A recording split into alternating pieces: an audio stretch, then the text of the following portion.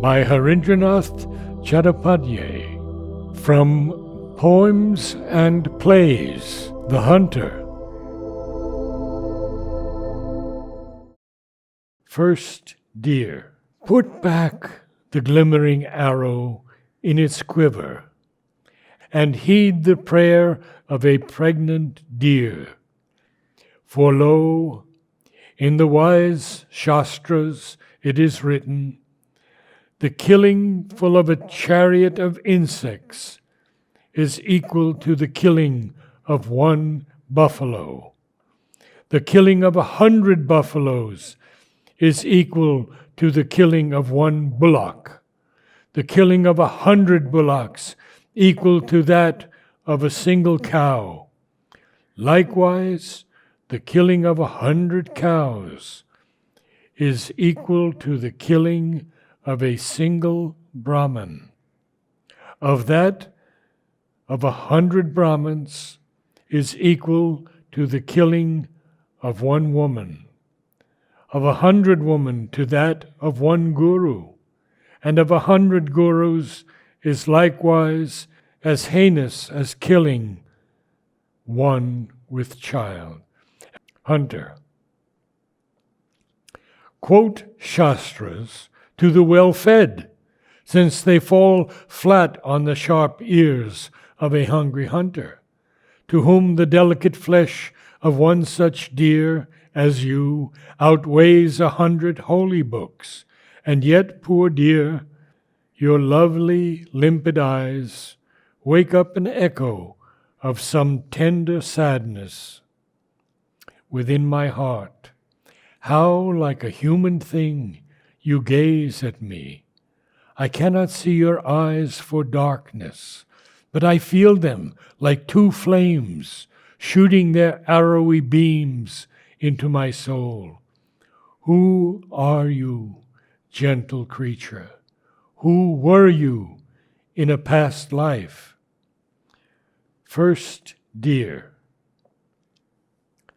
Lo, hunter, I was Ramba, who rose out of the churning of the ocean, one of the 14 wonders of the ocean, a lonely beauty like a shadowless lotus, whose very name would lash both gods and men, like whitest lightning, and a glimpse of whom would madden kingdoms and enchant their kings, and whirl their crowns of gold upon their rims, making their rubies dance like drunken things, blinding the green light in their proudest emeralds.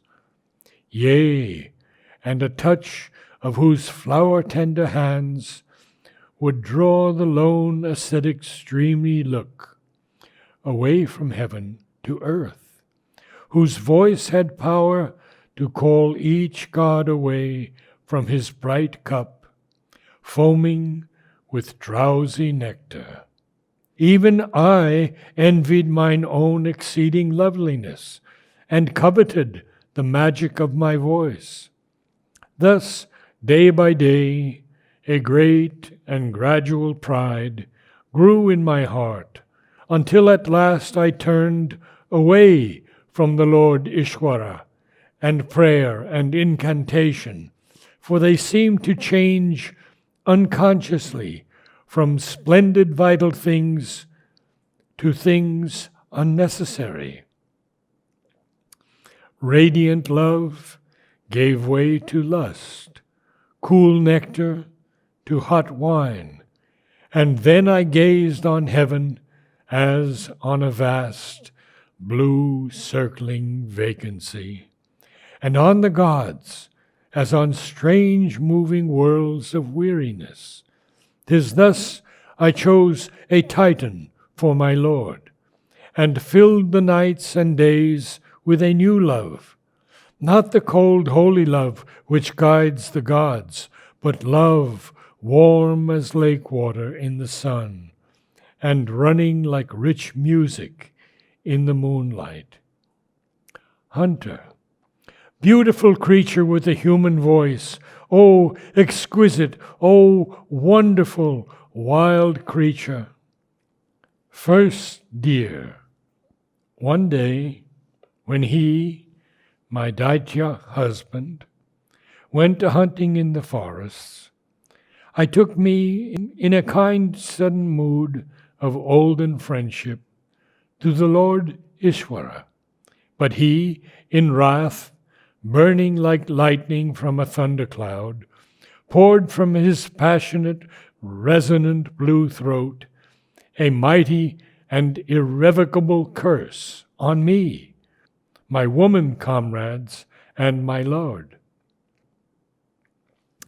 And as a consequence of that same curse, you see me now, a deer beside a lake, a pregnant deer who prays not for her life, but for the innocent life within her womb, which even now is quickening.